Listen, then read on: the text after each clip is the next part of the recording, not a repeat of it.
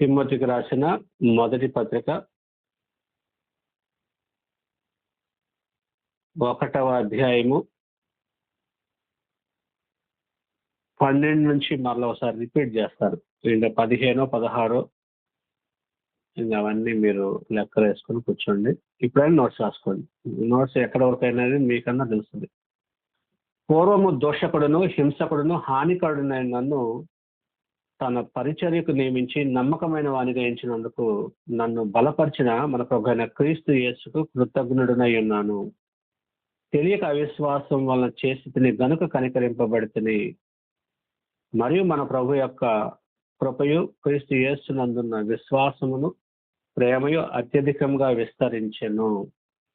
ఇది 12 నుంచి 14 వచనాలు. ఇవి పూర్వము దోషకుడును అన్నాడు, హింసకుడును హానికరుడును అన్నాడు. అలాంటి నన్ను తన పరిచర్యకు నియమించి నమ్మకమైన వానిగా ఎంచినందుకు నన్ను బలపరిచిన మన ప్రభువైన క్రీస్తు యేసుకు కృతజ్ఞుడనై ఉన్నాను. పూర్వం ఎప్పుడు హింసించాడు, ఏం చేశాడు అంటే అపోస్తల కార్యం 9వ అధ్యాయము 1వ వచనం 9:1.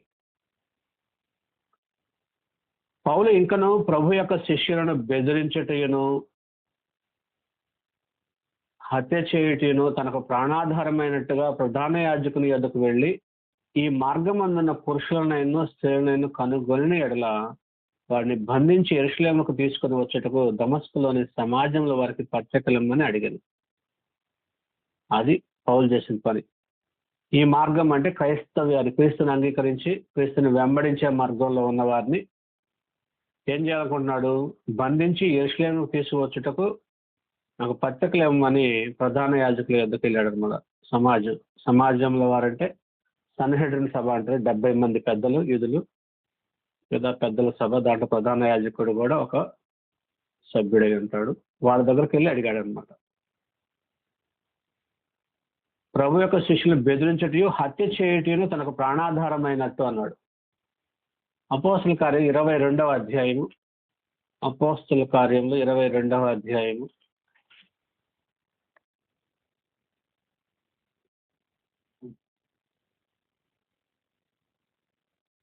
4వ వచనం. 22వ అధ్యాయము 4వ వచనం అపోస్తల కార్యం. ఈ మార్గంలో ఉన్న పురుషులను స్త్రీలను బంధించి చెరసాల్లో వేయించుచు మరణం వరకు హింసించితిని. అంటే పౌలు కన్వర్ట్ కాకమునుపు యోధా మతంలో ఉన్నాడు. యోధా మతంలో దేవుని యందు కానీ ధర్మశాస్త్రం యందు కానీ అత్యాసక్తి కలిగిన వాడు, ధర్మశాస్త్రంలో నిందలేనివాడు, దేవుని పట్ల అత్యాసక్తి అత్యాభ్యాస ఉన్నవాడు. అప్పుడు యోధా మతం నుంచి ఎవరో ఒక బ్యాచ్ యూదుల్ని మార్చేస్తున్నారు అనేది పట్టి అలాంటి వారిని బతకనివ్వకూడదు, ధర్మశాస్త్ర ప్రకారం ఇలా చేయకూడదు అనుకుంటూ ఏం చేశాడు? వాళ్ళు బంధించి పురుషులను స్త్రీలను చెరసాల్లో వేయించి మరణం వరకు హింసించాడంట. చచ్చేంతవరకు కొడుతూనే ఉన్నాడు అనమాట. ఇందుని గురించి ప్రధాన యాజకుడును పెద్దలందరూ నాకు సాక్షులు అయి ఉన్నారు. నేను వారి వలన సహోదరుల ఎదుగు పత్రికలు తీసుకొని దమస్కులోని వారిని కూడా బంధించి దండించుటగా యెరూషలేమునకు తేవాలని అక్కడికి వెళ్ళి తిని అన్నాడు. అప్పుడు దమస్కు వెళ్ళే టైంలో పత్రికలు తీసుకొని అంతకుముందు అప్పుడు చేస్తున్నాడు. 26వ అధ్యాయము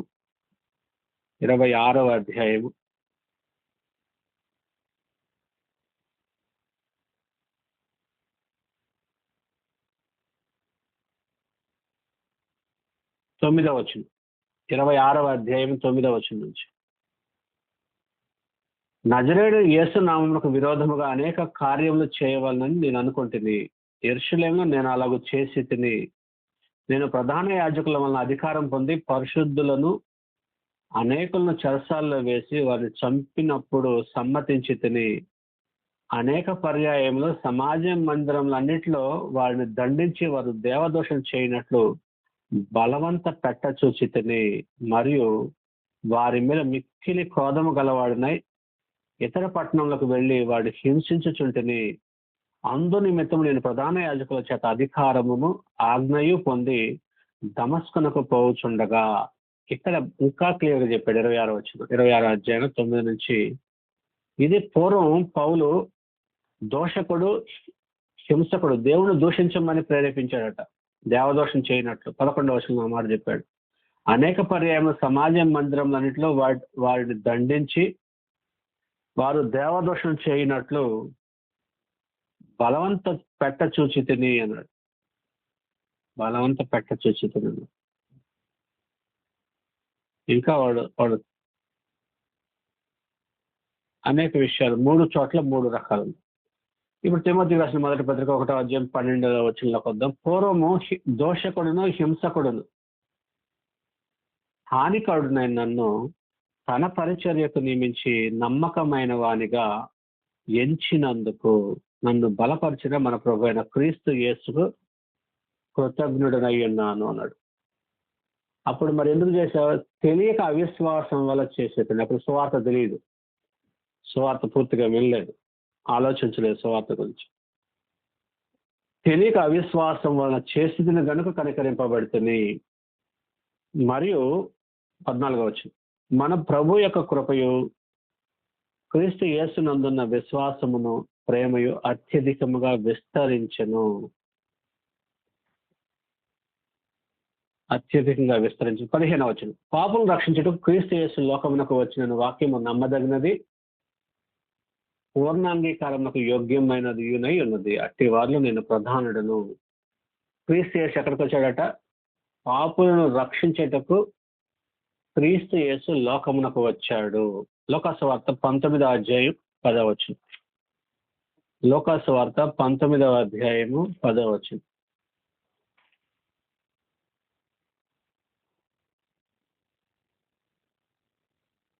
నశించిన దాన్ని వెదకి రక్షించుటకు మనుష్య కుమారుడు వచ్చినని అతనితో చెప్పాను.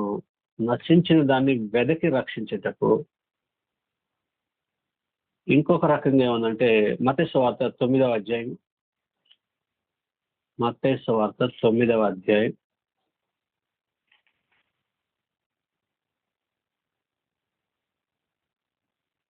13వ వచనం. అయితే నేను పాపులను పిలవచ్చి కానీ నీతిమంతులను పిలవ రాలేదు గనుక కనికరమనే కోరుచున్నాను కానీ బలిని కోరున్నాను. వాక్య భావం ఏమిటో మీరు వెళ్ళి నేర్చుకోండి అని చెప్పాను. యేసుక్రీస్తు వచ్చింది పాపులను పిలవచ్చాడు, నీతిమంతులు కాదు. అప్పుడు మిగతా వాళ్ళు ఏమనుకున్నారంటే అయితే మేము నీతిమంతులు, మా కోసం కాదులేమో అనుకున్నారు అనమాట. కానీ ఎవడు నీతిమంతులు లేడు, నీతిమంతులు లేడు, ఒక్కడు లేడు. అందరూ ఏకంగా పాపం చేసి అందరూ పనికిమాలిన వారేది అన్నాడు. ప్రతి వాడు భూమి మీద బతుకుతున్న ప్రతి వాడు పాపం చేసిన వాడే. అందుకోసమే ప్రభువైన యేసుక్రీస్తు పాపులను రక్షించేటకు లోకమునకు వచ్చాను. లోకానికి వచ్చాడంటే ఎక్కడి నుంచి వచ్చాడు? దేవుని అధికారం పొంది వచ్చాడు. ఈరోజు మనం కూడా సంఘంలో ఉన్నాం, పరిశుద్ధులు. సువార్త ఎక్కడికి వెళ్ళి చేస్తున్నాం? లోకంలోకి వెళ్ళి చేస్తున్నాం. క్రీస్తు యేసు లోకానికి వచ్చాడు ఎందుకంటే పాపులను రక్షించటకు. లోకానికి వచ్చాడంటే తల్లి గర్భంలోకి వచ్చాడు అనే మీనింగ్ ఏం కాదు, దానికి సపరేట్ మీనింగ్. లోకంలోకి వచ్చాడంటే బాప్తిసం ఇచ్చి బాప్తిసం పొంది యోహాను దగ్గర బాప్తిసం పొందిన దగ్గర నుంచి సువార్త ప్రకటించడానికి పాపుల కొరకు లోకంలోకి వచ్చాడు. అది కాంటెక్స్ట్, సందర్భం తెలిసి ఉండాలి. అసందర్భంగా వాడుతున్నారు. లోకంలోకి వచ్చాడంటే మరీ గర్భంలోకి వచ్చాడు అని చెప్తున్నారు. సువార్త కోసం లోకంలోకి వెళ్ళాడు. అంతకుముందు లోకంలోనే ఉన్నాడు కదా అంటే లోకంలోనే ఉన్నాడు, లోకంలోకి వెళ్ళాడు. అధికారం పొంది సందేశం పొంది పోవటాన్ని అపోస్తులు కూడా లోకంలోకి వెళ్ళి సర్వలోకానికి వెళ్ళి సువార్త ప్రకటించారు. అంతకుముందు లోకంలో లేరంటే లోకంలో ఉన్నారు. కానీ సువార్త తీసుకొని అధికారం చేత వెళ్ళటాన్ని అలాంటి పదప్రయోగం వాడాడు. ఈ వాక్యం నమ్మదగినది, పూర్ణాంగీకారమునకు యోగ్యమైనది ఉన్నది. కానీ నమ్మట్లేదు యూదులు. పాపం రక్షించడానికి మెస్సియా వచ్చాడనే సంగతి వాళ్ళు నమ్మట్లేదు. కానీ ఈ వాక్యం నమ్మదగినది, పూర్ణ అంగీకారమునకు యోగ్యమైనది అయి ఉన్నది అన్నాడు. కాబట్టి యోగ్యమైనదినై ఉన్నది, నమ్మదగినది. వాక్యం నమ్మదగినది. వాక్యం నమ్మదగినది అని చాలా మంది నమ్మరు. నమ్మదగిన వాక్యం అని అనుకుంటారు తప్ప వాక్యాన్ని నమ్మి బ్రతకరు. వాక్యం నమ్మదగింది అయితే నమ్మి బతకాలి కదా. క్రీస్తు యేసు మన పాపాల నిమిత్తం వచ్చాడు, మనకు పాప క్షమాపణ దయచేస్తాడు అని నమ్మాలి కదా. అట్టి వలన నేను ప్రధానుడు అని అన్నాడు. ప్రధానుడు అంటే ప్రామినెంట్ పర్సన్, ముఖ్యమైన వ్యక్తి. నేను ప్రధానమైన వ్యక్తిని, ప్రాముఖ్యమైన వ్యక్తిని.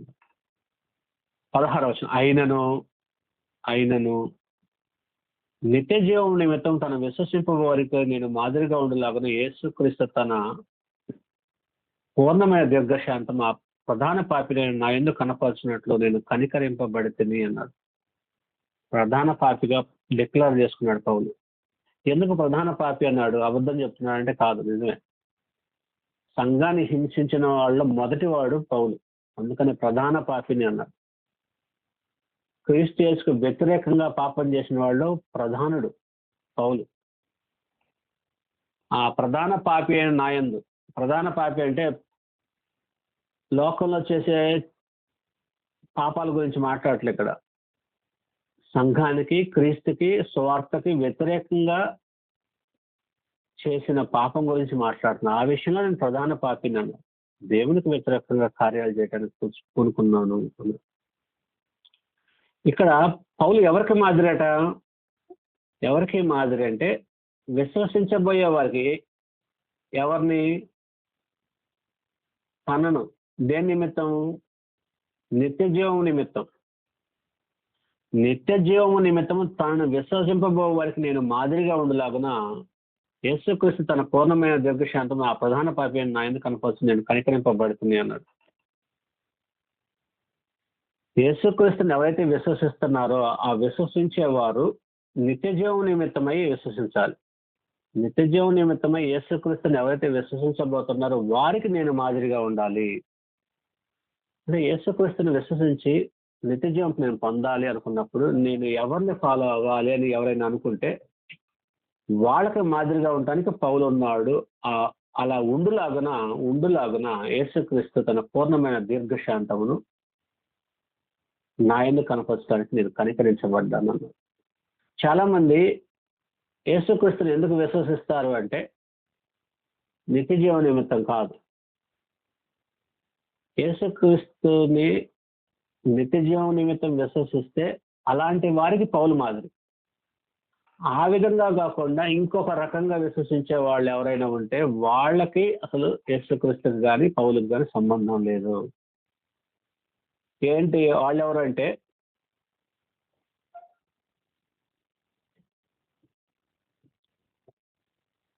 కష్టాలు తీరుతాయని విశ్వసించే వాళ్ళు ఉన్నారు, రోగాలు బాగవుతాయేమో అని విశ్వసించిన వాళ్ళు ఉన్నారు, పిల్లలకి పెళ్ళిళ్ళు అవుతాయేమో అని విశ్వసించిన వాళ్ళు ఉన్నారు, పిల్లలకి ఉద్యోగాలు వస్తాయేమో అని విశ్వసించిన వాళ్ళు ఉన్నారు. ఉద్యోగాల కోసం, పెళ్ళిళ్ళ కోసం, రోగాలు బాగు చేసుకోవటం కోసం, ఇంకా రకరకాలు. ఎక్కడైనా ఏదైనా మీటింగ్ పెడితే అక్కడికి ఎందుకు వెళ్తారు ప్రజలు? తండోపదండాలు కంటే ఇందుకే. ఏదన్నా ఆశీర్వాదాలు, దీవెనలు ఏమైనా వస్తాయని. ఏవి? భౌతికమైనవి, భూ సంబంధమైన వాటి కోసమే వెంపర్లాట. భూమి మీద మీకోసం ధనం కూర్చుకోవద్దు అన్నాడు. భూ సంబంధమైన వాటి మీద మనసు పెట్టకుడి అన్నాడు. మీరు క్రీస్తు కూడా లేపబడిన వారైతే పైన వాటి మీదనే కానీ భూ సంబంధమైన వాటి మీద మనసు పెట్టుకోవద్దు అని చెప్పి యేసుక్రీస్తు తన అపోస్తలుల ద్వారా తెలియజేశాడు. కొలస్సీలకు రాసిన పత్రిక 3వ అధ్యాయం 1వ వచనం. కొలస్సీలకు రాసిన పత్రిక 3వ అధ్యాయం 1వ వచనంలో మీరు క్రీస్తుతో కూడా లేపబడిన వారైతే పైన వాటిని వెతకుడి, అక్కడ క్రీస్తు దేవుని కుడి పార్శ్వమున కూర్చుని ఉన్నాడు. పైన వాటి మీదనే కానీ భూ సంబంధమైన వాటి మీద మనసు పెట్టుకొనకుడి, ఏలైనగా మీరు మృతి పొందితేరి అన్నాడు. మీ జీవము క్రీస్తుతో కూడా దేవుని యందు దాచబడి ఉన్నది. మీ జీవము ఎక్కడ దాచబడిందట? దేవుని యందు దాచబడి ఉన్నది మీ జీవము. కాబట్టి పైన వాటి మీదనే కానీ భూ సంబంధమైన వాటి మీద మనసు పెట్టుకొనకుడి, ఏలైనగా మీరు మృతి పొందితిరి. భూమి మీద క్రీస్తుతో కూడా మీరు చచ్చిపోతే తప్ప మీరు నిత్య జీవాన్ని పొందలేరు. భూమి మీద మేము క్రీస్తుతో కూడా చచ్చిపోయామని అపోస్తుడైన పౌలు అన్నట్టు నేను క్రీస్తు కూడా సిలువ వేయబడి ఉన్నాను. ఆయనతో కూడా మనం చనిపోయిన ఎడల పైనున్న వాటి మీద కానీ భూ సంబంధమైన వాటి మీద ఆ మనసు పెట్టుకొనకుడి. ఓకేనా? నిత్య జీవము నిమిత్తం దేని నిమిత్తం విశ్వసించాలట? నిత్య జీవము నిమిత్తం. యేసుక్రీస్తు దగ్గరికి చాలా మంది చాలా రకాలుగా వచ్చారు. ఒక యవ్వనస్తుడు, ఉద్యోగి, అతను ధనవంతుడు కూడా, అతను కూడా వచ్చాడు అందరూ వస్తున్నట్టు. తను తను తను దేనికోసం వచ్చాడంటే నిత్య జీవం కోసం వచ్చి, ప్రభువా నిత్య జీవం నాకు వారసుడు అవుటకు నేనేం చేయాలి అని అడిగాడు. యేసుక్రీస్తు చాలా సంతోషపడ్డాడు. అందరూ తిండి కోసమో మరి దేనికోసమో ఏదో దొరికితే అని వస్తున్నారు, వాళ్ళ అవసరాల కోసం వస్తున్నారు. ఎతనైతే నిత్య జీవం కోసం వచ్చాడు అని సంతోషించి, అయితే నువ్వు ధర్మశాస్త్రంలో ఉన్న ప్రాముఖ్యమైన ఆజ్ఞలన్నీ పాటిస్తున్నావా అన్నాడు. అని చెప్పి తల్లిదండ్రులను సన్మానించు, నరహత్య చేయకూడదు. ఓ ప్రభువా ఇవన్నీ నువ్వు చెప్పాల్సిన పని లేదు, నేను బాల్యం నుండి ధర్మశాస్త్రంలో నిష్టగా పాటిస్తున్నాను. పదాజ్ఞల విషయంలో నేను ఎక్కడ పొరపాటు చేయట్లేదు. నేను తప్పకుండా ప్రతి పదాజ్ఞలను పాటిస్తున్నాను. ప్రతి ఆజ్ఞను పాటిస్తున్నాను. పదాజ్ఞలు వేసుకొస్తే ఆశ్చర్యపడ్డాడు. అబ్బా శభాష్ అనుకున్నాడు. అయితే నీకు ఒకటి కొదువుగా ఉందన్నాడు. ఏంటి ప్రభువా అన్నాడు. నీ ఆస్తి అమ్మేసి నన్ను వెంబడించన్నాడు. ఆ ధనవంతుడైన ఉద్యోగస్తుడైన యవ్వనస్తుడు తను మిక్కిలి వ్యసనపడ్డాడు, మిక్కిలి బాధపడి ధనం వల్లే కదా నాకు ఈ సమాజంలో స్టేటస్ ఉంది, గౌరవం ఉంది, నా కుటుంబం నిలబడి ఉంది, నేను డిపెండ్ అయిందే ధనం మీద డిపెండ్ అయి బతుకుతున్నాను, నాకున్న ధనం, నాకున్న ఉద్యోగం పోతే నా పరిస్థితి ఏంటి, నేను కుక్కలు కూడా పలకరేవు కదా అనుకున్నాడేమో. మరి ఇంకెప్పుడు యేసుక్రీస్తు దగ్గర రాకుండా వెళ్ళిపోయాడు. అంటే నిత్య జీవం కావాలంటే నువ్వు భూమి మీద దేనిపై ఆధారపడుతున్నావో, నీకు ఏదైతే బేస్ ఉందో దాన్ని తృణప్రాయంగా వదులుకోగలిగే అంత ఉండాలి. అంటే నువ్వు క్రీస్తుతో కూడా చనిపోయి ఉండాలి. భూ సంబంధమైన వాటి మీద నీకు ఎలాంటి సంబంధ బాంధవ్యాలు లేకుండా వాటి మీద ఆధారపడకుండా ఉండాలి. యేసుక్రీస్తుపై ఆధారపడాలి నువ్వు. డిపెండెన్స్ అంటే, ఒకవేళ ధనం ఉందనుకో, ధనం నీకు ధైర్యాన్ని ఇస్తుంది, శక్తి. ధనం నీకు భయాన్ని ఇవ్వదు. ధనం అనేది ఒక ఎసెట్, ఒక బలం, ఒక శక్తి. ధనం పోతే, డబ్బు పోతే, కొంతమంది ఉద్యోగం ఎసెట్, ఉద్యోగం పోతే, కొంతమంది పొలం పోతే, ఆస్తులు పోతే ఇప్పుడు బతకలేదు. డిపెండ్ అయి బతుకుతున్నారు. వాటిని వదులుకోవటానికి ఇష్టపడు, కాబట్టి కుదరలే. అపోస్తులైన పౌలు ఏమంటాడు? నిత్య జీవము నిమిత్తం ఎవరైతే యేసుక్రీస్తుని విశ్వసిస్తారో అలాంటి వారికి నేను మాదిరిగా ఉండలాగున నేను కనికరింపబడ్డానని చెప్పాడు. 17వ వచనం కీలకమైన వచనం ఇది. తిమోతికి రాసిన మొదటి పత్రిక 1వ అధ్యాయము 17వ వచనం.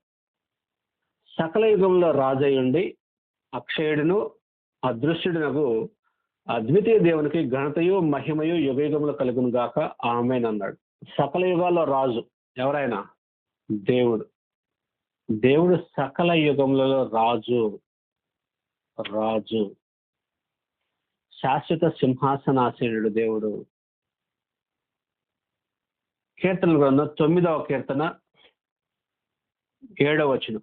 9వ కీర్తన 7వ వచనం.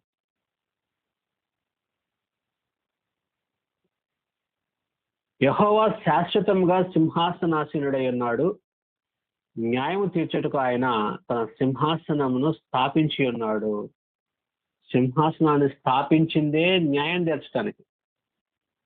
కొంతమందికి అసలు దేవుడు ప్రేమ స్వరూపి, ఇంక న్యాయం చేసేది ఏం లేదు, చచ్చిపోవటమే ఏ తప్పులు చేసినా ఏముండదని బోధించే భయంకరులు కూడా ఉన్నారు. అసలు దేవుడు సింహాసనాన్ని స్థాపించిందే న్యాయం తీర్చడానికి. ఆయన శాశ్వత సింహాసనాసీనుడై ఉన్నాడు. ఆయన సకల యుగంలో రాజై ఉన్నాడు. సకల యుగాలంటే నువ్వు ఏ యుగంలోకి వెళ్ళినా ఆయన రాజే. సృష్టికి పూర్వం రాజేనా? అవును. సృష్టి ప్రారంభమైన కాంచి రాజేనా? అవును. పితరుల యుగంలో రాజేనా? అవును. ధర్మశాస్త్రం ఇచ్చిన తర్వాత రాజా? అవును. ఇశ్రాయేలు దేవుని విడిచిపెట్టినా సరే రాజయ్య ఉన్నాడు? అవును, రాజయ్య ఉన్నాడు. యేసుక్రీస్తు జీవించిన కాలంలో దేవుడు రాజయ్య ఉన్నాడా? అవును, రాజయ్య ఉన్నాడు. యేసుక్రీస్తు మృతుల్లో ఉన్నప్పుడు దేవుడు రాజయ్య ఉన్నాడా? రాజయ్య ఉన్నాడు. యేసుక్రీస్తుని మృతుల నుంచి లేపిన వాడు రాజయ్య ఉన్నాడు. ఇప్పుడు ప్రస్తుతం రాజయ్య ఉన్నాడు. దేవుడు సకల యుగంలో రాజయ్య ఉన్నాడు. ఆయన రాజరికాన్ని మార్చలేదు. ఆయన శాశ్వత సింహాసనాసీనుడై ఉన్నాడు. రెండోది అక్షయుడు అన్నాడు. అక్షయుడు 17వ వచనం. అక్షయుడు అంటే తిమోతికి రాసిన మొదటి పత్రిక 1వ అధ్యాయము 17వ వచనం. అక్షయుడు అంటే క్షయము కానివాడు, నశించిపోనివాడు. క్షయమైనవి అంటే ఏంటి? అక్షయమైనవి అంటే ఏంటంటే రోమిలికి రాసిన పత్రిక 1వ అధ్యాయము, రోమా పత్రిక 1వ అధ్యాయము 23వ వచనం. రోమా పత్రిక 1వ అధ్యాయము 23వ వచనం.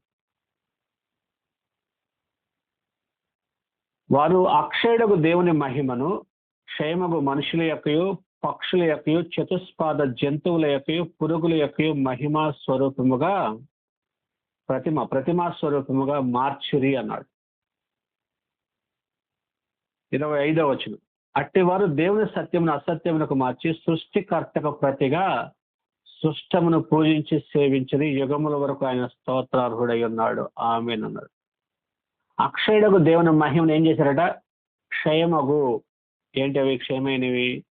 మనుషులు క్షయమైన వాళ్ళు, పక్షులు క్షయమైనవి, నశించిపోయేవి, చతుస్పాద జంతువులు 4 పాదాలున్న జంతువులు, పురుగుల యొక్క పురుగులు, వీటి రూపంలోకి దేవుణ్ణి మార్చుకున్నారు. వాటి యొక్క ప్రతిమా స్వరూపాలుగా మార్చుకొని దేవుడు అంటే మనుషులని, జంతువులని, పక్షులని, పురుగులని, వాటిని దేవుడు అనుకుంటున్నారు. సృష్టికర్తగా ప్రతిగా సృష్టమును పూజించిరి. కానీ లోకంలో ఉన్న ప్రతి మనిషి సృష్టిని పూజించిన దేవుడు అనుకొని సృష్టిని ఆరాధించిన దేవుడు సృష్టికర్త కాక మానడు. ఆయన స్తోత్రానికి అర్హత అనేది ఆయన పోగొట్టుకోడు. మీరందరూ వదిలేసిన ఆయన పోగొట్టుకోడు. ఆయన అర్హత ఆయనకు ఉంటుంది. ఆయన సృష్టికర్తగా ఆయన అర్హతను ఎవరు తీసేయలేరు. ఒకవేళ భూమి మీద జనాభా మొత్తం కూడా దేవుడిని వదిలేసి సృష్టిని పట్టుకున్నా ఆయన అర్హత అనేది మారిపోదు. ఆయన అర్హుడై ఉంటాడు. ఆమేన్ అన్నాడు. ఆయన స్తోత్రార్హుడై ఉంటాడు. ఆమేన్. కాబట్టి అక్షయుడు అన్నాడు. అక్షయుడు అంటే క్షయమైపోయేవాడు కాడు అని అర్థం. అక్షయుడు నశించిపోనివాడు. తిమోతి రాసిన పత్రిక 1వ అధ్యాయం 17వ వచనం. అదృశ్యుడు అన్నాడు. అదృశ్యుడు అంటే దృశ్యము కానివాడు.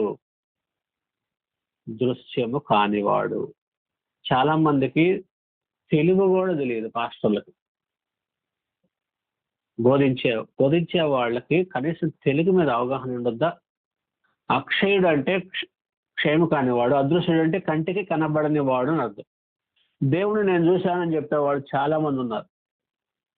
ఇది మిగతా మతాల్లో పెద్దగా నాకు అంత గట్టిగా తెలియదు, కానీ క్రైస్తవ మతంలో మాత్రం చాలా తేలిక దేవుడు అంటే. దేవుడు సృష్టించిన సృష్టిలో భూమి దాటి అవతల ఏముందో చూడలేదు ఇంతవరకు.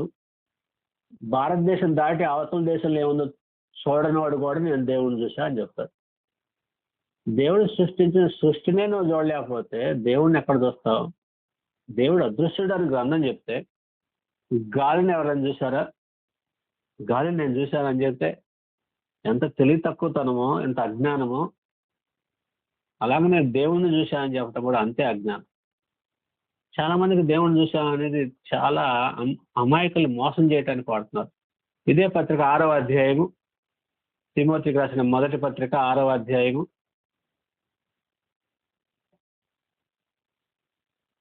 తిమోతి రాసిన మొదటి పత్రిక 6వ అధ్యాయము 16వ వచనం. 16.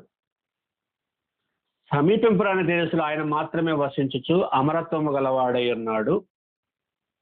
ఎలా ఉన్నాడంట? సమీపింపరాని తేజస్సులో. తేజస్సు అంటే వెలుగనొచ్చు, మహిమనొచ్చు, అంత తేజస్సు కలిగిన వాడు సమీపించలేదు. దేవుడు సృష్టించిన సూర్యుడినే ఒక వ్యక్తి సమీపించలేడు కదా. సూర్యుడు లాంటి నక్షత్రాలు కొన్ని లక్షల కోట్లు ఉన్నాయి ఈ గెలాక్సీలో. లక్షల కోట్లు, లక్షలు కాదు లక్షల కోట్లు. సూర్యుడి కంటే పెద్ద నక్షత్రాలు వేల లక్షల్లో ఉన్నాయి. దగ్గరున్న ఒక నక్షత్రాన్ని చూడటానికే మన తరం కావట్లేదు. మరి దేవుడు సమీపింపరాని తేజస్సులో ఉన్నాడు. సమీపింపరాని తేజస్సులో ఆయన మాత్రమే అంటే ఇంకెవడు లేడు అక్కడ, ఒక్కడే ఉన్నాడు. ఆయన మాత్రమే వసించుచు అమరత్వము గలవాడై ఉన్నాడు. అమరత్వము అంటే మరణము లేనివాడై ఉన్నాడు. మనుషులలో ఎవడును ఆయనను చూడలేదు అంటే గతంలో ఎవ్వరు మనుషుల్లో పుట్టిన వాడు ఎవడు ఆయన చూడలేదు. భవిష్యత్తులో ఏమైనా చూసే అవకాశం ఉందంటే ఎవడును నేరడు అన్నాడు. నేరడు అంటే భవిష్యత్తులో కూడా అవకాశం లేదన్నాడు. ఆయనకు ఘనతయు శాశ్వతమైన ప్రభావమును కలిగి ఉండును గాక. ఆమేన్. ఇంకా చెప్పాలంటే దేవదూతల్లో కూడా చాలా మంది దేవుడిని చూసిన వాళ్ళు లేరు. మనుషుల్లోనే కాదు, దేవదూతలు కూడా దేవుడిని చూసిన వాళ్ళు.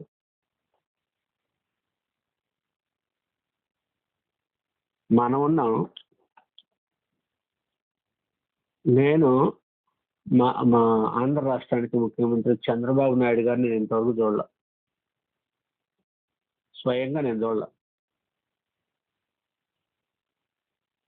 ఈ ఆంధ్రప్రదేశ్ రాష్ట్రానికి 4-5 సార్లు ముఖ్యమంత్రి అయ్యాడు. నేను చూడలేదు. ఆయన నుండి హైదరాబాదులో ఉన్నవాళ్ళు కూడా 100కి 90 మంది చూసి ఉండరు చంద్రబాబు నాయుడు డైరెక్ట్గా. టీవీలో చూడటం కాదు, రియల్గా చూసి ఉండరు. ఎందుకంటే వాళ్ళు మామూలు ప్లేసెస్లో ఉండరు. వాళ్ళు ఉన్నతమైన ప్లేసెస్లో ఉంటారు. సెక్యూరిటీ ఉంటుంది. త్వరపడి అన్ని చోట్లకు రారు. అలా ఉంటుంది. ప్రధానమంత్రిని ఎంతమంది చూశారు? అమెరికా అధ్యక్షుడు ఎంతమంది చూశారు? భూమి మీద హై స్టేటస్లో ఉన్న వాళ్ళనే ఆ దేశ ప్రజలే చూడలేరు. పళ్ళొక్కల్లో కూడా పరిస్థితి అదే. ప్రధాన దూతలు తప్ప దేవుని సముఖంలో నిలబడే వాళ్ళు ఎవరు లేరు. దేవుని సముఖంలో నిలిచి గబ్రియేలును దేవతతో నేను అని చెప్పాడు గబ్రియేల్. ఆయన చుట్టూ ఉండే దేవదూతలు కూడా దేవుని చూడటానికి ఆయన తేజస్సును చూడలేక రెక్కలు ముఖానికి అడ్డు పెట్టుకుంటారు. యెషయా గ్రంథం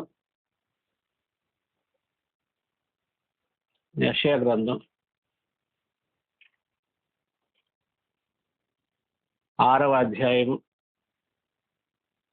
1-2 వచనాలు చూద్దాం. 1-2-3 వచనాలు. యెషయా గ్రంథం 6వ అధ్యాయం 1-3 వచనం. రాజైన ఉజ్జియా మృతి నొందిన సంవత్సరమున అత్యున్నతమైన సింహాసనం ముందు ప్రభు ఆసీనుడై ఉండగా నేను చూచితిని. ఆయన చొక్కాయు అంచులు దేవాలయం నిండుకొనెను. ఆయనకు పైగా శరాపులు నిలిచి ఉండిరి. శరాపులు అన్నప్పుడు పుట్టినట్లో మహాదూతలు అన్నాడు. మహాదూతలు నిలిచి ఉండిరి. ఒక్కొక్కరికి 6 రెక్కలను, ప్రతివాడు 2 రెక్కలతో తన ముఖమును, రెంటితో తన కాళ్ళను కప్పుకొనుచు రెంటితో ఎగురుచుండెను. 2 ముఖాన్ని కప్పుకున్నారు చూడలేక, ఆయన తేజస్సును చూడలేక. 2 కాళ్ళను కప్పుకున్నారు, ఎందుకంటే కాళ్ళు దేవునికి చూపించకూడదని. 2 రెక్కలతో ఎగురుతున్నారు. ఇది పాయింట్. అంటే ఆయన సముఖంలో ఉండే మహాదూతలు కూడా దేవుని చూడటానికి,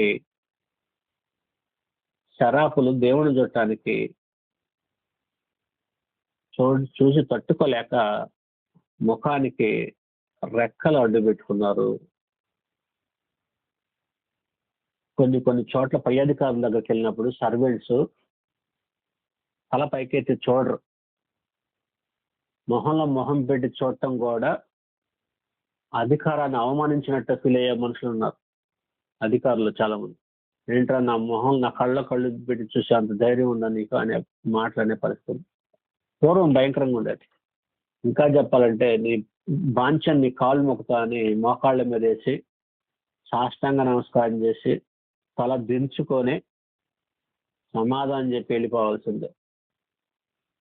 ఏది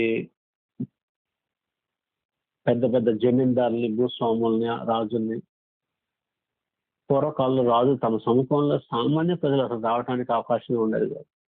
ఇప్పుడంటే చాలా మారిపోయింది కాబట్టి ఇప్పుడు పరిస్థితులు వేరు.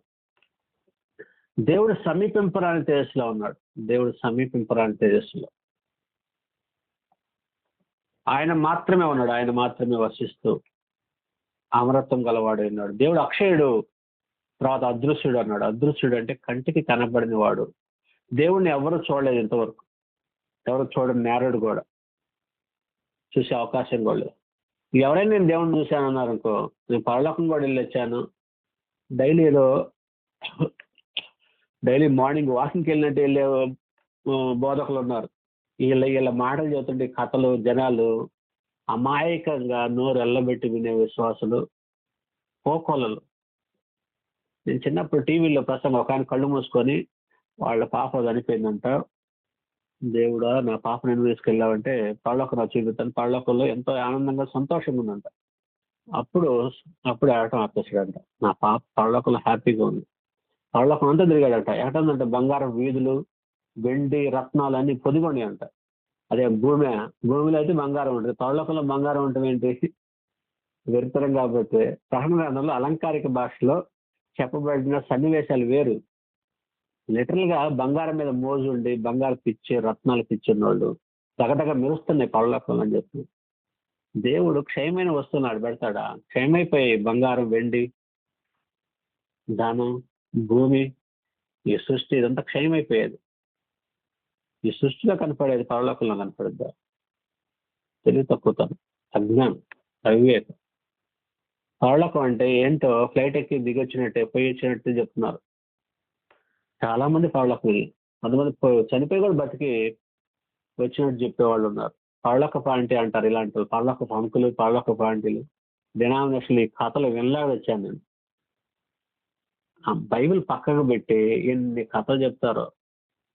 అబద్ధాలు చెప్పుకుంటూ మత్స్యాకలు నడుస్తుంది. అబద్ధాలతోనే కాలం వెలబిస్తున్నారు. దేవుడు కనపడ్డాడమ్మా, నాతో మాట్లాడాడమ్మా, తేటగా చెప్పాడమ్మా, తేటగా కనపడి ఈ పదాలు దీర్ఘాలు తీసి మాట్లాడుతుంటే ఒళ్ళు జలతరేస్తాడు. మాట్లాడేటప్పుడు మామూలు మాట్లాడు, ఎంతో వాయిస్ మాడ్యులేషన్ మారిపోద్ది. ఇవన్నీ చాలా మంది ఉంటారు.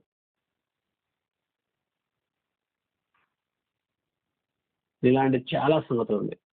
దేవుడు అదృశ్యుడు అనే పాఠం చెప్పినప్పుడు కంప్లీట్గా ఆది కాండం నుంచి ప్రకటన గ్రంథం వరకు దేవుడు చూసిన వాళ్ళు చూశారని చెప్పబడిన విషయాలు, వాటికి సంబంధించిన ప్రతిదీ మీకు వివరంగా చెప్తాను. అంటే ఇవి మనం బుక్ చదువుతున్నాం కదా, బయటకు వెళ్ళి సబ్జెక్టులు చెప్తే ఈ బుక్ అవ్వదు. 18వ వచనం, 17వ వచనంలో 1:17 అద్వితీయ దేవునికి ఘనతయు మహిమ కలుగును గాక, యుగము కలుగును గాక. అద్వితీయ దేవుడు అన్నాడు. అద్వితీయ దేవుడు అంటే ఒకే ఒక దేవుడు, ఒకే ఒక దేవుడు, ఒకే ఒక దేవుడు. అద్వితీయ అంటే మాటకు అర్థం ఏంటి? ఓన్లీ అని అర్థం. ఇంగ్లీష్ లో ఓన్లీ, ఎలోన్, సింగులర్. ద్వితీయము కానిది అంటే అటువంటిది మరొకటి లేదు అని అర్థం. అటువంటిది రెండవది లేదు అని అర్థం. సింగులర్ నెంబర్ అనమాట. అద్వితీయ దేవునికి ఘనతయు మహిమయు యుగయుగములు కలుగును గాక, ఆమేన్. 18వ వచనం, నా కుమారుడు అయిన తిమోతి, దేవుడు ఒక్కడే అనే విషయం 100% నమ్మాలి క్రైస్తవుడు అనేవాడు. త్రిత్వం అనేది దేవుడు ఒక్కడే అనే దాన్ని ఏమాత్రం సపోర్ట్ చేయదు. త్రిత్వము అన్నట్టే అంటే ముగ్గురు కలయికనో ముగ్గురు ఏకమో అనే మాట గ్రంథం ఎక్కడా చెప్పలేదు. అపోస్తులు ఎప్పుడు చెప్పలేదు, యేసుక్రీస్తు కూడా చెప్పలేదు. తండ్రి కుమారుడు కలిపి దేవుడు అని ఎక్కడ చెప్పలేదు. వాళ్ళిద్దరు కలిస్తే దేవుడు అనే పద ప్రయోగం కానీ, భాష కానీ, భావం కానీ ఎక్కడ చెప్పలేదు. ఇందాక పాటలు ఎవరో బాగాలేదు. అలాంటి భావం వచ్చే పాటలు ఆలోచించి పాడండి అని చెప్తాను. మీ డౌట్స్ అన్నీ మీరు వాకింగ్ చెప్పేటప్పుడు డౌట్స్ అడుగుతున్నారు తెలుసు, రాసుకోండి, మీరు రాసుకోండి. ఆ పాఠమే చెప్తాను. ఓకే. తిమోతికి రాసిన మొదటి పత్రిక 1వ అధ్యాయం 18వ వచనం, నా కుమారుడు అయిన తిమోతి, నీవు విశ్వాసమును మంచి మనస్సాక్షి కలిగిన వాడవై నిన్ను గూర్చి ముందుగా చెప్పబడిన ప్రవచనం చెప్పిన ఈ మంచి పోరాటం పోరాడవలనని వాటిని బట్టి ఈ ఆజ్ఞను నీకు అప్పగించుచున్నాను. తిమోతిని ఏమని సంబోధించాడు? నా కుమారుడు అయిన తిమోతి అన్నాడు. నా కుమారుడు. తిమోతి ఆత్మ సంబంధమైన కుమారుడు, అంటే వాక్యం చేత కన్నాడు. సత్యవాక్యాన్ని ప్రకటించి తిమోతిని కన్నాడు. అందుకనే నా కుమారుడు అయిన తిమోతి. నీవు విశ్వాసమును, పాయింట్ నెంబర్ 1. పాయింట్ నెంబర్ 2, మంచి మనస్సాక్షి. విశ్వాసం ఉంటే సరిపోదు, మంచి మనస్సాక్షి కూడా ఉండాలి. కలిగిన వాడవై నిన్ను గురించి ముందుగా చెప్పబడిన ప్రవచనం చెప్పని మంచి పోరాటం. తిమోతి గురించి ముందుగా చెప్పాడు, పెద్దలు చెప్పారు, పౌలు చెప్పాడు. ఆ మంచి పోరాటం పోరాడాలని వాటిని బట్టి యాగం నీకు అప్పగించుచున్నాను అన్నాడు. 4వ అధ్యాయం చూడండి. 4వ అధ్యాయము 14వ వచనం. 4:14. పెద్దలు హస్త నిక్షేపణము చేయగా ప్రవచన మూలమున నీకు అనుగ్రహింపబడి నీలో ఉన్న వరమును అలక్ష్యము చేయకము అన్నాడు. తిమోతికి ఒక వరం ఉంది.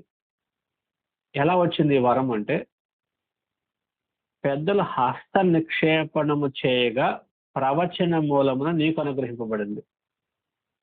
అంటే తిమోతి గురించి ముందుగా చెప్పబడిన ప్రవచనాలు. ఇది హస్త నిక్షేపణం వల్ల జరిగిన కార్యక్రమం. హస్త నిక్షేపణం అంటే చేతులు ఉంచటం వలన, చేయి ఉంచాలి. చేయి ఉంచటం వల్ల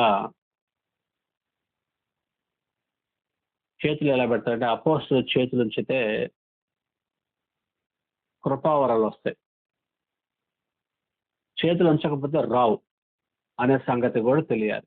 అది కూడా నేను పరిశుద్ధాత్మ అనే అంశం చెప్పినప్పుడు ఆ పాఠాలు, ఆ విషయాలు వివరంగా చెప్తాను. అప్పటి వరకు వెయిట్ చేయండి. పెద్దలు హస్త నిక్షేపణ చేయక ప్రవచన మూలంగా నీకు అనుగ్రహింపబడి నీలో ఉన్న వరం ఇది ఆత్మ సంబంధమైన వరం, కృపావరం. దాని అలక్ష్యం చేయకము అన్నాడు.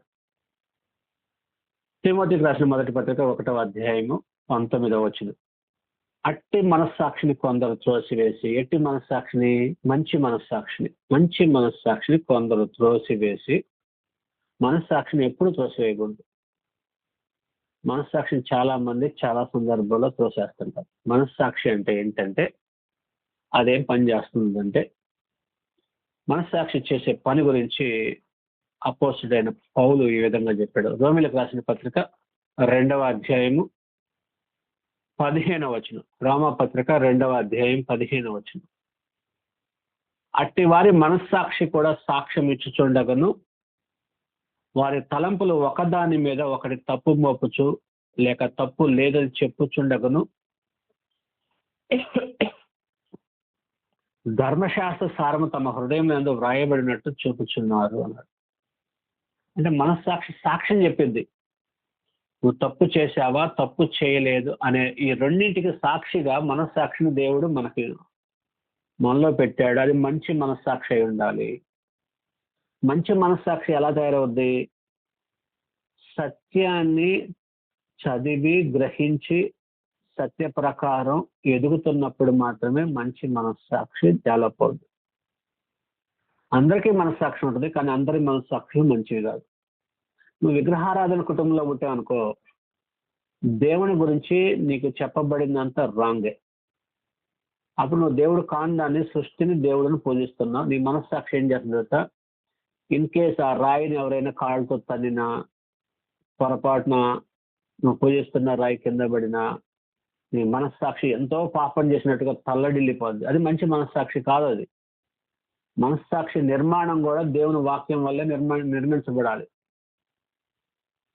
సత్యం వల్ల నిర్మించబడకపోతే, సత్యం వల్ల మనస్సాక్షి నిర్మాణం అవ్వకపోతే అది మంచి మనస్సాక్షి కాదు. మంచి మనస్సాక్షి అంటే బాల్యం నుండి తిమోతి తన అవ్వ అయినా, అలాగనే తల్లి అయినా, విశ్వాసురాలైన కుటుంబంలో ఆయన పుట్టి వాళ్ళ దగ్గర నుంచి నేర్చుకున్నాడు. అవ్వ లోయి, తల్లి యూనికే విశ్వాసురాళ్ళు. వాళ్ళ దగ్గర నేర్చుకొని నిర్మలమైన మనస్సాక్షితో పెరిగాడు, పవిత్రమైన మనస్సాక్షి ఎదిగాడు. కాబట్టి మంచి మనస్సాక్షి కలిగి పెరిగాడు. అట్టి మనస్సాక్షిని కొందరు త్రోసివేసి మంచి మనస్సాక్షిని త్రోసేశారు. కొంతమంది త్రోసివేయటం అంటే ఏంటంటే, నువ్వు యథార్థంగా పవిత్రంగా బతుకుతున్నావు అనుకో, ఎప్పుడైనా దేవుని నియమాన్ని కానీ సత్యాన్ని కానీ వ్యతిరేకంగా ఒక పని చేసేటప్పుడు నీ మనస్సాక్షి చెప్పింది తప్పు, అది చేయకూడదని ఆజ్ఞని మీరేటప్పుడు చెప్పింది. నువ్వు మనస్సాక్షిని త్రోసివేసావా, ఆజ్ఞని మీరిపోతావు. ఆజ్ఞని మీరుతున్నావు అంటే అర్థం ఏంటంటే మనస్సాక్షి దోషారోపణ చేస్తా, తప్పు చేయొద్దు అని నీతో పోరాడుతుంటది. ప్రతి మనిషికి ఉంటుంది ఇది. నాకు లేదని చెప్పొద్దు ఎవరు. మనం ఒక రాంగ్ చేసేటప్పుడు మన మనస్సాక్షి మనకు చెప్తుంటది, మనల్ని మనల్ని భయపెట్టిద్ది, మనకు బాధ పెట్టిద్ది. ఆ తప్పని భావన మనకు కలుగజేస్తుంది, స్ట్రాంగ్ గా ఢీ కొడుతుంటది. కానీ దాన్ని తోసేసి చేసామా మనస్సాక్షి బలహీనం అయిపోద్ది. రెండోసారి చేసేటప్పుడు అంత స్ట్రాంగ్ గా ఈసారి నీతో పోరాడదు మనస్సాక్షి. రెండోసారి కూడా మనస్సాక్షిని తోసేసి చేసాం, మూడోసారి, నాలుగోసారి, ఐదోసారి. ఆ తర్వాత మనస్సాక్షికి వాత వేయబడుద్ది. ఇక మనస్సాక్షి పనిచేయదు. నువ్వు ఏ తప్పు అయితే తోసేసి చేస్తున్నావు, ఆ తప్పులో ఇంక నేను తప్పు అని చెప్పడానికి అది బలహీనం అయిపోయింది. దాన్ని అవమానించావు, దాన్ని తోసేసావు కాబట్టి అది అసలు నువ్వు చెప్పడానికి ఇష్టపడదు. ఎందుకంటే అది చచ్చిపోయింది నీ విషయంలో, ఆ పని విషయంలో అది చచ్చిపోయింది. ఇక మాట్లాడు. అట్టి మనస్సాక్షిని కొందరు త్రోసివేసి విశ్వాసం విషయమై ఓడ బద్దలైపోయిన వారు చెడి ఉన్నారు. ఓడ బద్దలైపోతే ఏమవుద్ది నడి సముద్రంలో? ఇంకా దాంట్లో ఉన్న వాళ్ళు బతికే అవకాశం లేదు. అలాగనే మనస్సాక్షిని త్రోసేస్తే విశ్వాస విషయమే ఓడ బద్దలైపోయినట్టే. విశ్వాస విషయంలో ఓడ బద్దలైపోతే ఏమవుద్ది? ఇక మళ్ళా తిరిగి బతకటం, విశ్వాసిగా బతకటం అసాధ్యం. విశ్వాస విషయంలో ఓడ బద్దలైపోయిన వారి వల్ల చెడి ఉన్నారు. ఏం చేశారు వాళ్ళు అంటే 20వ వచనం, వాళ్ళు హుమనయును అలెగ్జాంద్రులు ఉన్నారు. వీరు దూషింపకుండా శిక్షింపబడుటకై వీరిని సాతానుకు అప్పగించి తిని. హుమనయును అలెగ్జాంద్రు ఉన్నారట. వీరు దూషింపకుండా శిక్షింపబడుటకై వీరిని సాతానుకు అప్పగించి తిని అంటే సంఘం నుంచి వెలివేసే వాళ్ళని. వాళ్ళు ఏం చేస్తుంటారంటే సత్యానికి విరుద్ధంగా సత్యానికి విరుద్ధమైన బోధ కానీ, సత్యాన్ని ప్రకటించే వారిని వారి మీద తిరుగుబాటు కానీ చేస్తుంటారు. అంటే దేవుని మీద ఎదురాడారు వాళ్ళు.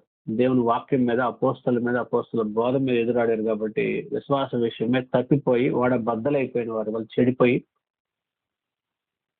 భ్రష్టులైపోయారు అనమాట. అలాంటి వారిని సాతానుకు అప్పగించాడు. హుమనయును అలెగ్జాంద్రు ఉన్నారు.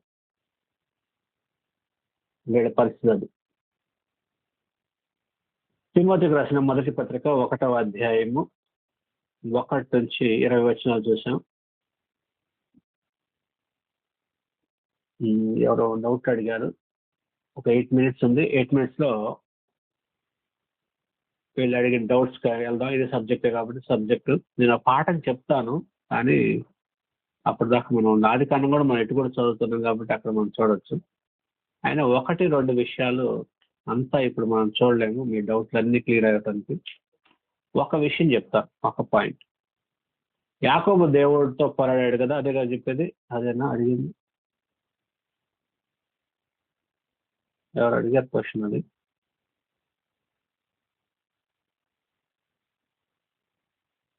దేవునితో పెనుగులాడాడని పెట్టింది ఎవరు పోస్ట్?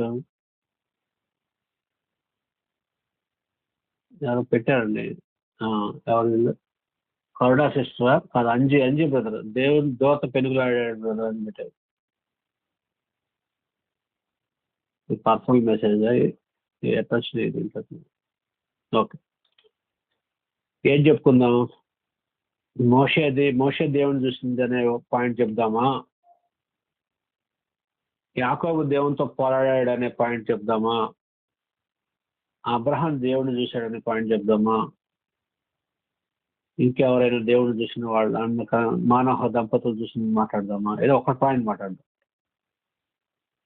యాకోబు. ఓకే, యాకోబు గురించి చూద్దాం, మిగతా తర్వాత చూద్దాం. యాకోబుని అడిగారు, యాకోబు గురించి చెప్తాను. యాకోబు గురించి ఎక్కడుంది దేవునితో పెనుగులాడినట్టు? ఆదికాండము 32వ అధ్యాయము. ఆదికాండం 32వ అధ్యాయము. ఆదికాండం 32వ అధ్యాయము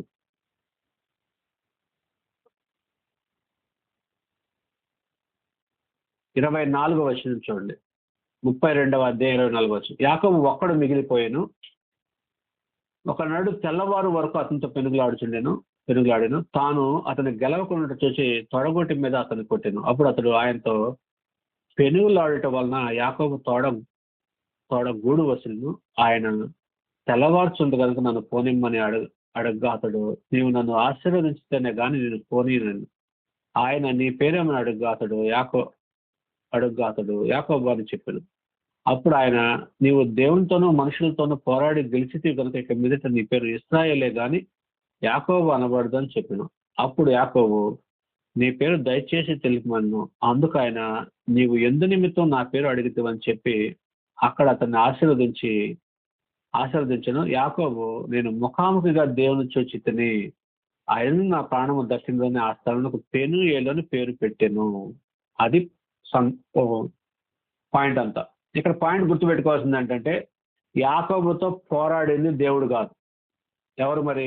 24వ వచనం చూడండి. 24వ వచనం, యాకోబు ఒక్కడు మిగిలిన ఒక నరుడు తెల్లవారు వరకు అతనితో పెనుగులాడాను. ఎవరు పెనుగులాడింది?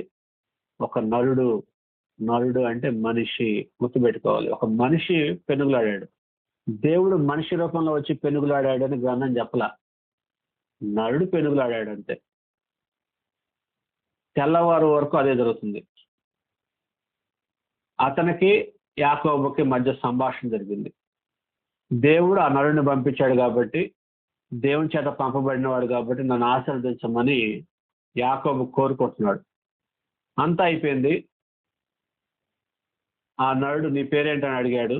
యాకోబు అని చెప్పాడు. ఇక్కడి నుంచి నీ పేరు ఇశ్రాయేలు అనబడుద్ది అని చెప్పేసి అయిపోయింది. అంతవరకు అయిపోయింది. ఆశీర్వదించాడు, వెళ్ళిపోయాడు. 29 క్లోజ్.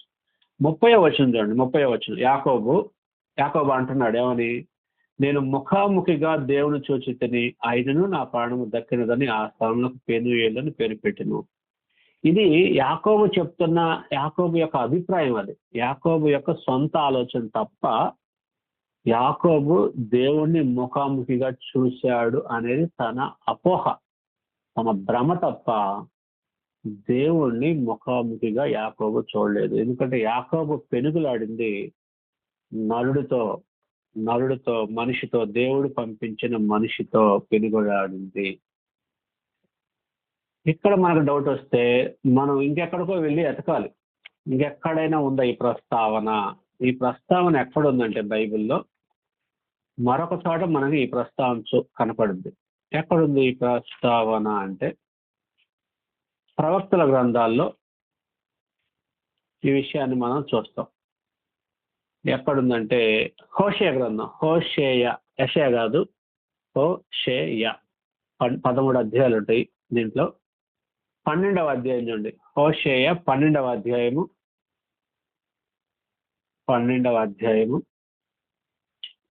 3వ వచనం నుండి చూద్దాం. 3వ వచనం నుండి, తల్లి గర్భమందు యాకోబు తన సహోదరుని మడిమను పట్టుకొనిను, మగసిరి కలవాడే అతడు దేవునితో పోరాడిను అన్నాడు. ఎలా పోరాడాడు? దేవునితో అనే మాట్లాడు కదా. 4వ వచనం చూడండి, అతడు దూతతో పోరాడి జయమొందెను. పోరాడింది ఎవరితో? దూతతో. దూత అంటే అంబాసిడర్ అని అర్థం. ఏంజల్ కాదు. ఇక్కడ ఏంజల్ వేరు, అంబాసిడర్ వేరు. దూతతో పోరాడి జయమొందెను. దూత అంటే దేవుని సందేశాన్ని తీసుకువచ్చిన వాడు, దేవుని యొక్క దూత. దేవుడు ఏదైనా సమాచారం తెలియజేయమని పంపిస్తే ఆ పంపబడిన వారిని దూతలు అంటారు. వాళ్ళు 2 రకాలు. ఒకళ్ళు పరలోకం నుండి వచ్చే ఏంజల్స్, 2 భూమి మీద నుంచి పంపబడే మనుషులు కూడా దూతలే. ఒక రాజు ఇంకొక రాజుతో సంధి చేసుకోవడానికి మధ్య దూతలు పంపిస్తారు. రాజు యొక్క దూతలు పంపించుకుంటారు. అలాగే దేవుడు తన సందేశాన్ని మనుషులు తెలియజేయటానికి దూతలను పంపిస్తాడు. అది ఏంజల్ అవ్వచ్చు, లేకపోతే మానవుల నుంచి, నరుల్లో నుంచి సందేశం తీసుకెళ్లే మనిషి ఉండొచ్చు. ఎక్కడ మాత్రం యాకోబు విషయంలో మాత్రం నరుడిని సందేశం చెప్పటం కోసం యాకోబు దగ్గరికి పంపించారు. యాకోబు పేరు మార్చి యాకోబుని ఆశీర్వదించి ఆశీర్వాదం చెప్పి రమ్మని పంపించాడు.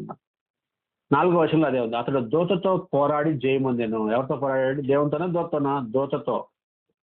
అతడు కన్నీరు విడిచి అతని బతిమాలెను. బేతేల్లో ఆయన అతనికి ప్రత్యక్షమాయను. అక్కడ ఆయన మనతో మాట్లాడాను. ఎలా మాట్లాడాడు? దూత ద్వారా. హెబ్రీ పత్రిక 1:1 ఆ మాట చెప్పాడు. దేవుడు డైరెక్ట్ గా ఎవరితో ఎక్కడ మాట్లాడలేదు. మరి ఎలా మాట్లాడాడు? హెబ్రీ పత్రిక 1:1 ఏమన్నాడంటే, పూర్వకాలమందు, ఎప్పుడు? పూర్వకాలమందు నానా సమయములలో, అంటే రకరకాల సమయాల్లో నానా విధములుగా ప్రవక్తల ద్వారా మన పితరులతో మాట్లాడిన దేవుడు ప్రవక్తల ద్వారా మాట్లాడాడు. దూతల ద్వారా, ప్రవక్తల ద్వారా రకరకాలుగా రకరకాల సమయంలో మాట్లాడాడు. ఈ దినంలో అంతమంది కుమారుడి ద్వారా మనతో మాట్లాడాడు.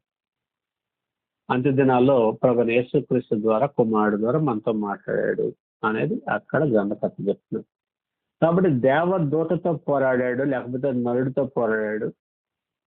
యాకోబు ఏమనుకుంటున్నాడంటే, నేను దేవుని ముఖాముఖిగా చూసి ముఖాముఖిగా చూస్తే ఏమవుతాడు? చచ్చిపోతాడు. ఆ సంగతి తెలుసా? ఇశ్రాయేల్ అందరికీ తెలుసు, యాకోబు కూడా తెలుసు. అలా భ్రమపడ్డాడు. దాన్ని ఏమంటారంటే పఫ్డ్ అప్ అంటారు. ఆ ఉన్న విషయాన్ని ఎలాబరేట్ చేసి చెప్పుకోవటానికి అతిశయోక్త అలంకారం అనేది వాడతారు అనమాట. అక్కడ చూడకపోయినా చూసినట్టుగా బ్రహ్మని కూడా రియాలిటీ అన్నట్టుగా చెప్పే విధానాన్ని అతిశయోక్తత. అలాగనే యాకోబు కూడా నేను చూచాను అని ఫీల్ అయ్యాడు. ఇలాగనే దేవదూత చూసి మేము దేవుని చూసాం, ఇంకా బతికే ఉన్నాం అనుకున్న వాళ్ళలో మానోహ దంపతులు అంటే సంసోన్ యొక్క తల్లిదండ్రులు. సంసోన్ తల్లిదండ్రులు కూడా సేమ్ యాకోబు ఎలాగైతే అనుకున్నాడో వాళ్ళు కూడా అలాగనే అనుకున్నారు. కానీ మానోహ దంపతులకు కనపడింది, అంటే సంసోను తల్లిదండ్రులకు కనపడింది కూడా దేవదూతే. దేవదూతను చూసి దేవుడు అనుకున్నారు వాళ్ళు కూడా. మీకు అది హోంవర్క్. వచ్చే వారం ఇదే క్లాస్లో మానోహ దంపతులు సంసోను గురించి, లేకపోతే సంసోన్ తల్లిదండ్రులు అయిన మానోహ దంపతులు ఏ అధ్యాయంలో ఉన్నారు, ఏ పుస్తకంలో ఉన్నారు, ఏ అధ్యాయంలో ఉన్నారు, ఆ అధ్యాయం మొత్తం చదవండి. వాళ్ళు అనుకుంటున్నారా, లేకపోతే నిజంగానే దేవుడు వాళ్ళతో మాట్లాడా? వాడితో మాట్లాడింది ఎవరు? పరలోకం నుంచి వచ్చిన ఏంజిలా, లేకపోతే భూమి నుంచి పంపబడిన నరులే దూతలుగా వచ్చారా? ఆ క్లారిటీ కూడా మీరు